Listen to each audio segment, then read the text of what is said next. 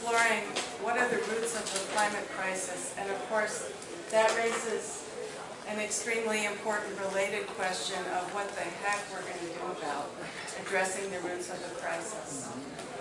We don't claim that we can do all of this in 90 minutes, or in one conference, or in one march. But speaking for World Can't Wait, and I should introduce myself as Debra Sweet, the director of World Can't Wait, which is an organization based in the United States with the mission of stopping the crimes of our government. We are looking at what the U.S. has done to bring about this worldwide destruction of the global environment as one of the biggest crimes of our government. And therefore it's really essential that people who care about all of the related crimes, that would be the wars, the torture, there's surveillance of global populations, really has to pay attention to what's going on with the destruction of the global environment. So we're just welcoming everybody to be part of this conversation. We are very fortunate to have brought 3 speakers from a very long distance to participate in this, and to have our friends here able to videotape this so a lot of people will be able to see it. And then we're going to spend the first part of our 90 minutes hearing from our 3 speakers, and the second part will be open for discussion, and I'm also very anxious to get to that part. So World Can't Wait welcomes you here in this very exciting weekend when we're all anticipating the biggest march, the biggest protest against the destruction of the global environment to date on the globe, and the launching of many more. And just to let you know that our 3 speakers are Dr. Ignacio Castuera, who is a theologian, a philosopher, and very, very, very interesting history to me of being someone who has stood up for the rights of women and for marriage equality way before a lot of people got how key and critical those questions are. We're also going to hear from Erica Violet Lee, who's working as a representative of First Nations in Canada on, look at her Twitter feed, all kinds of related issues as well. You introduced me, Erica, to some new organizations I didn't know about it, Women Against Feminism, for instance, which is completely tongue-in-cheek. And she's been active with Idle No More, which I'm sure everybody knows here is intimately connected with the destruction of First Nations lands in Canada and around the world, and a very important movement that is bringing forth youth and people who are directly affected by this destruction. And third, we'll have Orpheus Reed, who's a writer for Revolution newspaper and a veteran of the WTO protests in Seattle, among many other things, and someone who's really put his scientific thinking and training to what is it going to take to stop the climate crisis and to create a new society in the world. And all of these 3 speakers will be sharing with you, I think, their deepest thinking on this. They'll each go for about 15 minutes, and then after, we'll open it up for responses from the audience, questions, thinking, and we'll go as long as we possibly can in this room. So again, on behalf of World Can't Wait, worldcan'twait.net, welcome all of you in the room and everyone who's going to be seeing this on YouTube. So we're going to start with Ignacio first. Thank you. I'm going to try to divide my comments in 3 ways. When I received the information about this event, one of the things that I was asked was to share with you what is it that animates me, what is it that gives me the passion to be involved in this movement. So that would be the first part of the conversation. The second one will have to do with what I believe the roots of the problem are. And then the third part, I want to talk to you about a conference that we have planned for next year, which hopefully, as you stated, since we are not going to solve it in a 90-minute or a 90-day kind of a series of events, that we just need to keep at it, to stay with it, and just get the power from each other to go on, because this is not going to end specifically at any given time. We are the ones who are going to have to stay with it and see to it that the defense of the earth becomes number one in our mind and in our heart. I grew up in Mexico. I had hoped that I had some of First Nations blood.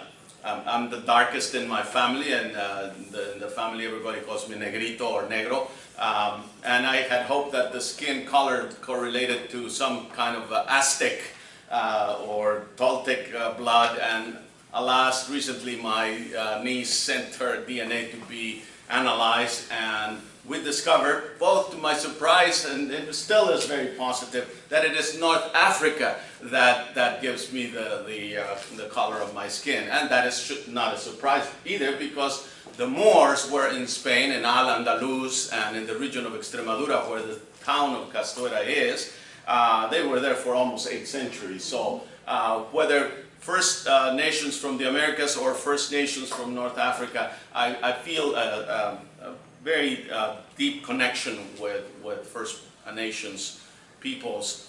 And I grew up as a Roman Catholic. My mother was very devout Roman Catholic, and so the world of vision, of wisdom, of religion has been always part of my life. At one time I fancied the idea that maybe I wanted to be a priest. I had been an altar boy, and so I thought I would be a priest. Then I got my first kiss and said, forget it. I moved on, became the Methodist. In the Methodist church, they do allow the pastors to marry and to enjoy the fullness of life, rather than to kind of bracket some parts of life and say they do not, that you're not supposed to have any part of that. I had a lot of interest in English in particular. My father was an auto mechanic and an airplane mechanic and a diesel mechanic. And in those days, everything came from the United States. All the parts went to Mexico from the United States. We didn't have any assembly lines in Mexico or anything like that. And so anyone who knew at least how to read English had an advantage in the field in which my father operated. And so by the time I was 9 years old, he just came in and announced that English was the language of the future and we had to learn it. And he sent for classes via correspondence, which were rather simple in terms of the grammar, but very difficult in terms of the pronunciation. And so eventually that was solved via 2 avenues. One, movies, and the other was missionaries, the M&Ms of my life. The movies and the missionaries helped me to improve on the pronunciation of the English language. And then in 1960, I received an invitation to come to Gardena in California to Spanish American Institute, which was founded by the United Methodist Church many years ago, for the purpose of educating Mexican boys. Interesting, in their charter it said Mexican boys, not girls, just Mexican boys, and only in sort of vocational and industrial training. The assumption in 1911, when this institution was founded, was that Mexicans couldn't get past 6th or 7th grade. So here comes then World War II and the GI Bill, and the school became obsolete, because then the Mexican-American students were going all over the universities and all of that. And so they became an international home for boys. Eventually that was sold, and then the funds continued to be used to help boys and girls now to be educated in whichever area of endeavor they wish to go. So for me, religion always had a very positive side. It energized me as a child. It awed me. The sounds, the scents, the symbols of the church were very intriguing to me. And there was a sense of respect for everything around.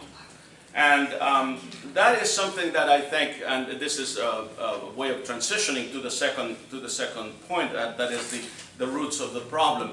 I believe that something happened in the history of humanity around the time that the cart came, right at the same time of the Industrial Revolution, when humanity began to lose that sense of awe and admiration and mystery for the earth, for all of creation. And the mechanistic model came in on time for the Industrial Revolution, so that the cart had the gall of saying really that whenever you heard a dog yelp, it was the same as when a rusty door would be opening and closing. So that's how mechanistic he was.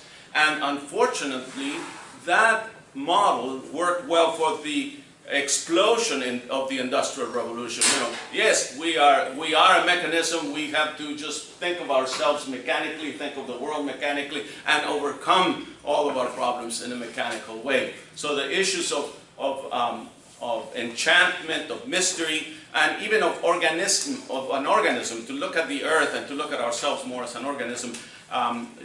Descartes did make the exception, said, well, human beings, yes, they do have a soul and they're different from the rest of it, but the rest of it is just a big mechanical thing, no different from the clock at Strasbourg. That was the model that he had. And so I believe that when the powerful of the world internalized that, whether or not they knew who Descartes was, this was in the air very much, and it floated, and it influenced a lot of people, then that was the way in which they began to look at all of nature. And by the time we come to the 20th and the 21st century, then they just go rampant, and they do not have absolutely any respect for any of the values of the land, and they do not treat it as an organism.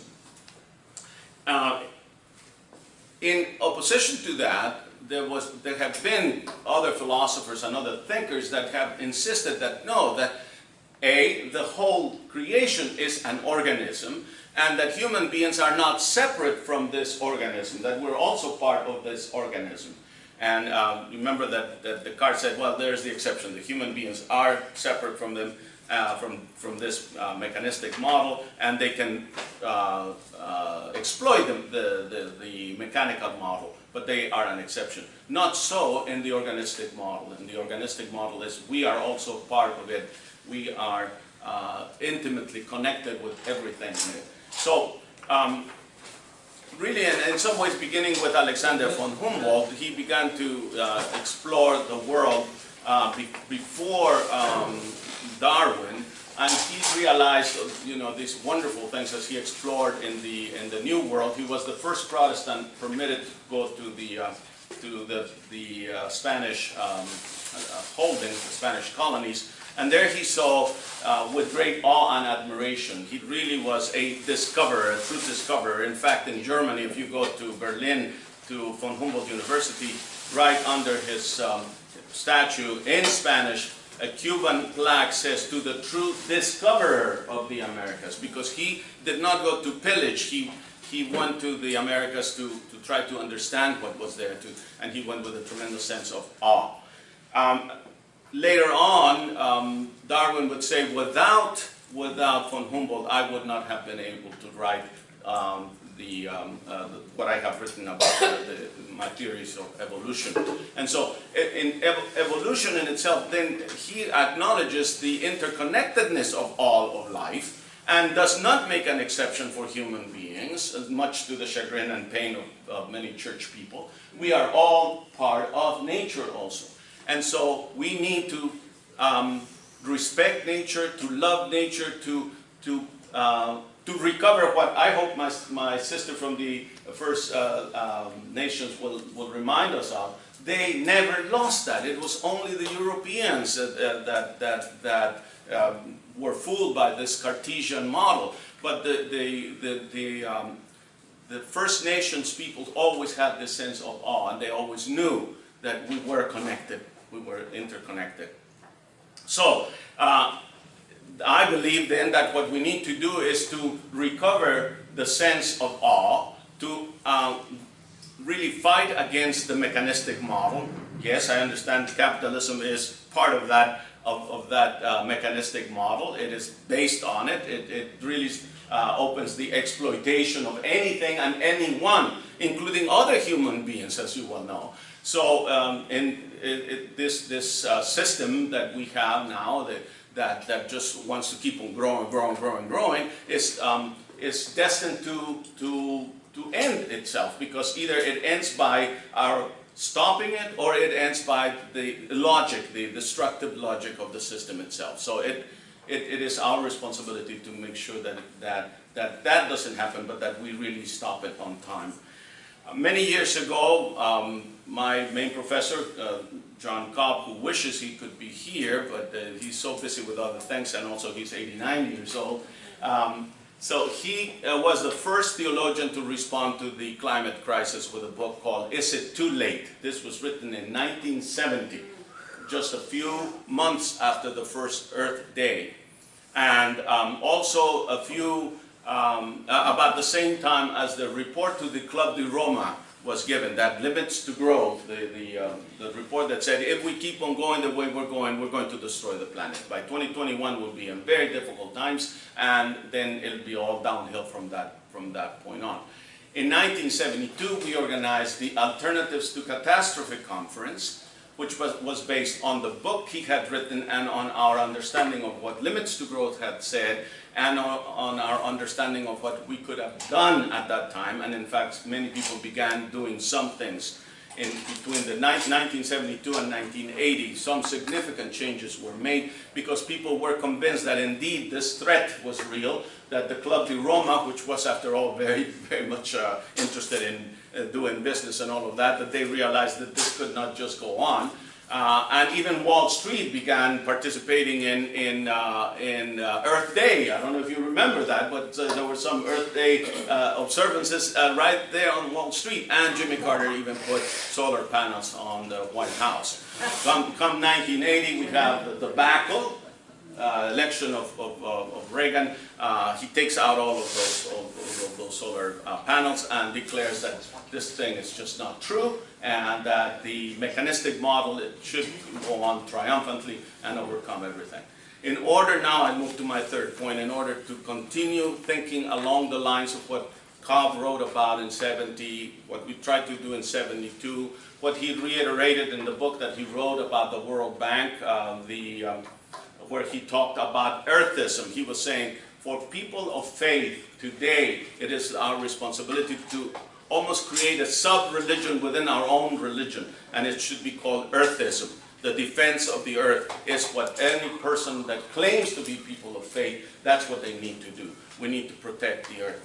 And so now in June 4th through 7th, we will have Seizing an Alternative, the 10th International Whitehead Conference, in which we hope to bring folks such as yourself to think together with us about areas that need to have our influence in order to counter what we have from the other side. So there are 12 sections. I will not go into all of the details of that. I urge you to just go to whitehead2015.com and see what that conference is going to try to accomplish June 4th through the 7th of next year.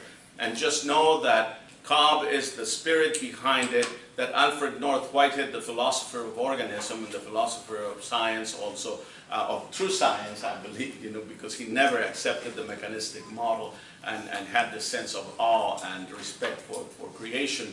That's the alternative we want people to consider. We are not going to be dogmatic or impose anything on anyone. We think that the more people come with more ideas, the better off we will be. Seizing an Alternative builds on what other movements have done. You remember again in the 80s, there is no alternative. Then the World Social Forum said another world is possible. And now we're saying in order for that other world to be possible, please seize on this alternative. And so that's, we're trying to connect movements in some way. I think that that's what we would like to do. I'll end it there and then hopefully.